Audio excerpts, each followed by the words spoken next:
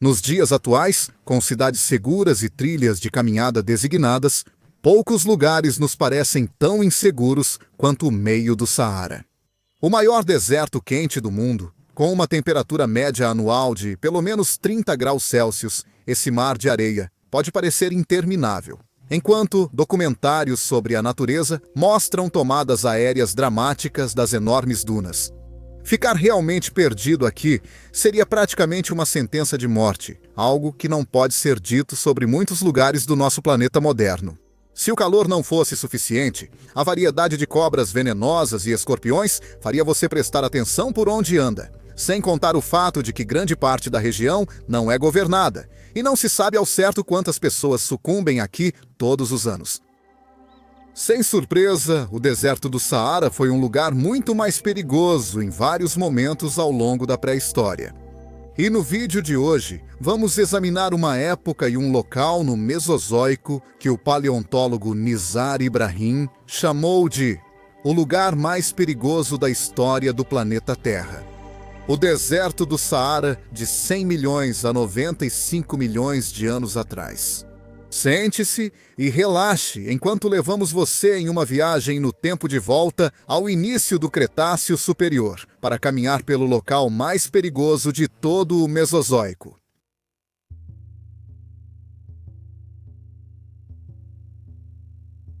Se o antigo Saara era famoso por um grupo de animais, era pela variedade de enormes terópodes que percorriam os cursos d'água, florestas e planícies desse mundo outrora tão diferente. Habitando os rios, lagos, estuários e áreas úmidas do Egito do Cretáceo, estava ninguém menos que Spinossauro aegypticus, um dinossauro que foi amplamente popularizado pela mídia e pelas notícias ao longo dos anos. É um animal misterioso, sobre o qual nosso entendimento está em constante mudança, tendo passado por muitas revisões e atualizações ao longo dos anos desde sua descoberta inicial. As evidências mais recentes indicam que o espinossauro tinha um comprimento total de 14 metros ou 46 pés, desde a ponta de seu longo focinho, semelhante ao de um crocodilo, até o final de sua estranha cauda em forma de remo. Se esse tamanho for confirmado, o espinossauro seria o maior dinossauro carnívoro conhecido, atingindo comprimentos maiores do que o tiranossauro, o giganotossauro e o carcharodontossauro. O que diferenciava o espinossauro de outros grandes terópodes era o seu formato corporal estranho. Em vida, esse animal teria se parecido com um enorme crocodilo bípede, com uma cauda grande e achatada verticalmente. Mandíbulas cheias de muitos dentes cônicos afiados, encaixados em um par de mandíbulas muito longas e ágeis. As garras em seus braços eram extremamente longas, e ele teria andado sobre pernas que pareciam comicamente curtas em comparação ao resto do corpo.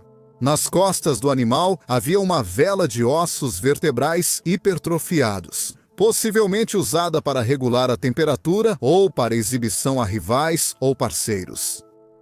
O espinossauro se sentia mais à vontade em habitats de pântano ou aquáticos, mas atualmente há controvérsias sobre qual proporção de sua vida era passada em terra firme em comparação com a água.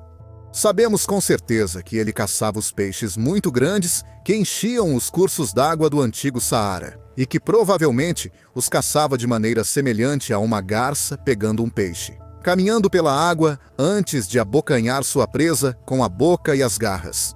Embora uma cauda em forma de remo normalmente indique um animal nadador, alguns paleontólogos como Paul Sereno não têm tanta certeza. Em 2022, ele sugeriu que a cauda em forma de remo servia para exibição e que espinossauro pode ter sido um caçador terrestre, ficando à beira da água para capturar peixes. Outros paleontólogos contestaram essa visão, afirmando que o dinossauro era mais do que capaz de mergulhar para pegar peixes. O veredito ainda não saiu, mas espero que mais informações sejam reveladas em breve para desvendar o mistério em constante evolução desse terópode bizarro. Estudos recentes sobre o espinossauro sugerem que ele também podia se alimentar de animais terrestres de pequeno a médio porte quando não havia peixes disponíveis. Isso significaria que, dado o seu tamanho, um teórico viajante do tempo no Saara do Cretáceo poderia muito bem ter sido parte do cardápio do espinossauro, caso tivesse o azar de ser capturado. O dinossauro seria capaz de lidar com peixes muito maiores do que um ser humano. Então, não há dúvidas de que ele teria um problema conosco.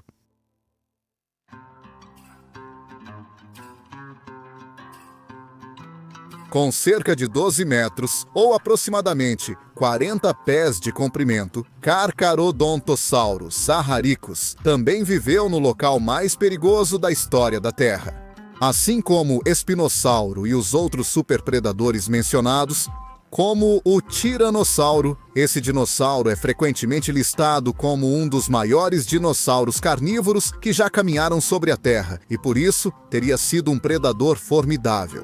Ao contrário do espinossauro, o Carcharodontossauro era um predador de grandes animais e teria se sentido mais à vontade nas florestas e planícies da antiga região do Saara do que nas áreas alagadas.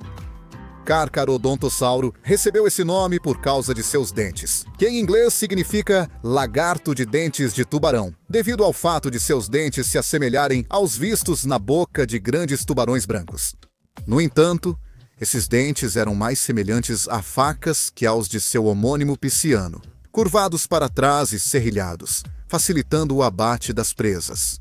Apesar do armamento intimidador em sua boca, os maxilares do Carcharodontossauro eram relativamente leves, especialmente em comparação com outros grandes terópodes do Cretáceo. Embora esse dinossauro não conseguisse desferir mordidas esmagadoras de ossos como o Tyrannosaurus rex, sua alta taxa de substituição dentária significava que ele não precisava se preocupar em danificar ou perder dentes durante a caça.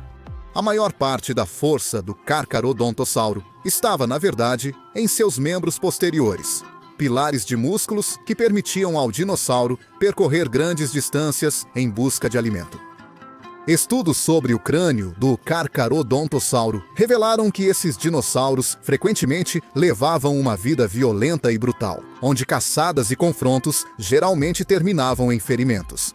A partir do conteúdo fóssil conhecido do Carcharodontossauro, os cientistas perceberam que muitos desses dinossauros frequentemente se envolviam em combates com membros da mesma espécie, talvez disputando por alimento, território ou pelo direito de acasalar.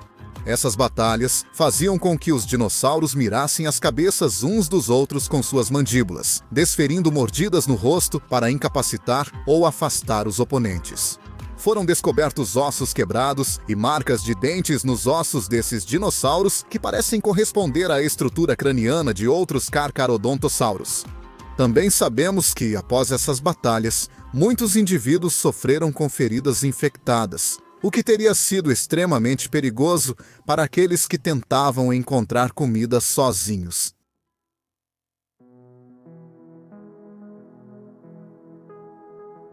Como se 2 terópodes colossais não fossem suficientes para um ecossistema, o Saara do Cretáceo contava com 3.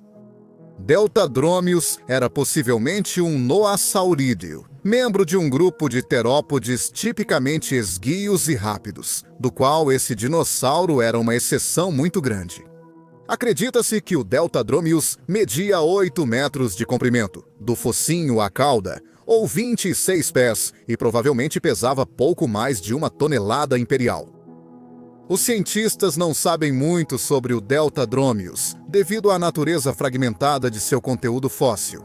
Mas o que eles sabem sugere que esse dinossauro era muito mais ágil do que tanto o espinossauro quanto o Carcharodontossauro, talvez adaptado para se alimentar de animais menores e mais rápidos que teriam sido difíceis de capturar para seus contemporâneos.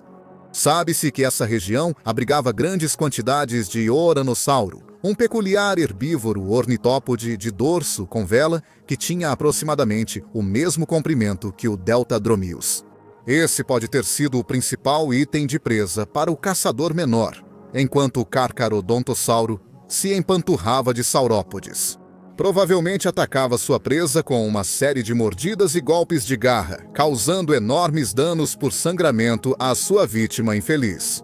Sua natureza mais ágil e esguia pode ter permitido que Deltadromeus escapasse de ataques iminentes de animais, como o Carcharodontossauro. Deltadromeus, assim como o espinossauro, foi uma das vítimas não humanas da Segunda Guerra Mundial.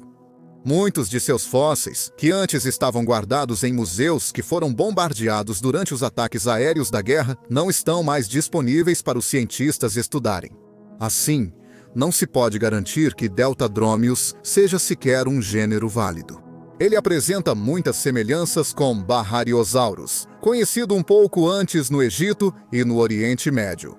Se for provado que esses dinossauros são um só, Deltadromeus seria absorvido pelo gênero Baharia e não seria mais utilizado.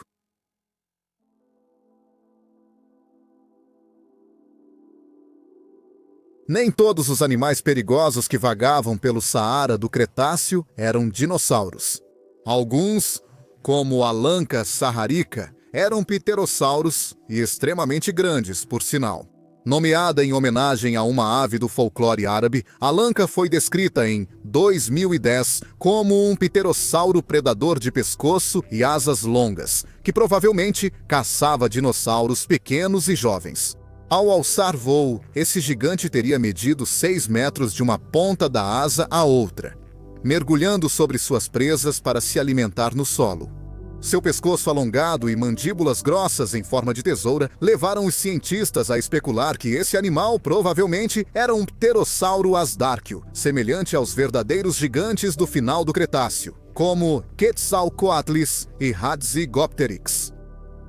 Embora a lanca provavelmente tenha sido uma presa oportunista de alguns dos maiores terópodes do Saara, era um caçador formidável, que se acredita ter se especializado na caça de répteis terrestres, dinossauros jovens e peixes.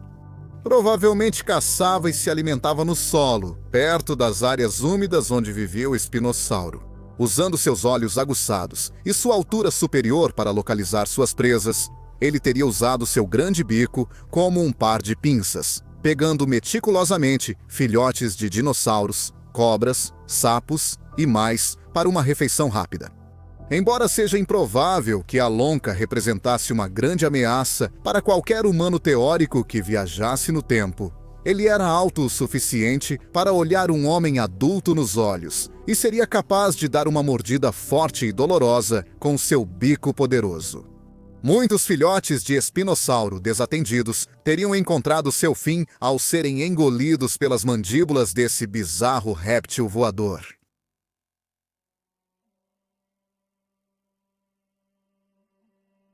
Onchopristis pneumida costuma ser mostrado em paleoarte e documentários como a principal presa do espinossauro. Mas era mais do que só isso. Embora seja muito provável que o espinossauro realmente se alimentasse desse imenso peixe, semelhante a um tubarão-serra, o Onchopristis era um animal incrível por si só, capaz de atingir mais de 4 metros de comprimento. Como uma raia moderna, esse animal teria asas modificadas a partir de suas nadadeiras para impulsioná-lo pela água, e uma longa cauda que ajudaria a nadar por rios e estuários. Parecido com um peixe-serra, o Onchopristis tinha um rosto longo e achatado na extremidade do crânio, com ambos os lados equipados com dentículos afiados de cartilagem. O Onchopristis, semelhante ao peixe-serra atual, provavelmente usava seu rosto para detectar vibrações na água causadas por outros peixes. Uma vez detectado, o Onchopristis seria capaz de localizar o movimento e rastrear sua próxima refeição. Para incapacitar sua presa, esse peixe-serra poderia ter usado seu rosto como uma arma de varredura, golpeando de um lado para o outro para atordoar o animal antes de comê-lo. Essa ofensiva também poderia ter funcionado como uma boa defesa contra predadores como o espinossauro. Um peixe azarado poderia ter conseguido varrer seu rosto de um lado para o outro, na esperança de machucar o dinossauro o suficiente para que ele o soltasse. Mas isso provavelmente nem sempre era o caso. Os peixes-serra modernos não são agressivos por natureza, mas sabe-se que causam ferimentos graves em pescadores enquanto eles manuseiam e soltam o peixe. Os espinhos do peixe-serra são muito afiados, e, se manuseados sem cuidado, podem facilmente perfurar a pele enquanto o peixe se debate. Onchopristis, que poderia atingir mais de 4 metros, teria sido uma arraia muito forte e poderosa, evoluída de forma convergente com o peixe-serra, e que provavelmente seria capaz de causar ferimentos graves em humanos se compartilhássemos as águas com ela.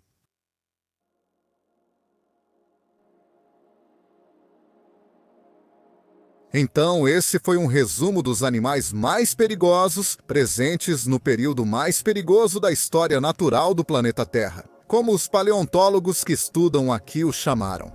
O Saara do Cretáceo é apenas um dos muitos locais perigosos que existiram ao longo da pré-história. E, claro, o título de local mais perigoso é realmente subjetivo. Você concorda com a gente que o Saara, há 100 milhões de anos, era o ponto mais perigoso do Mesozoico?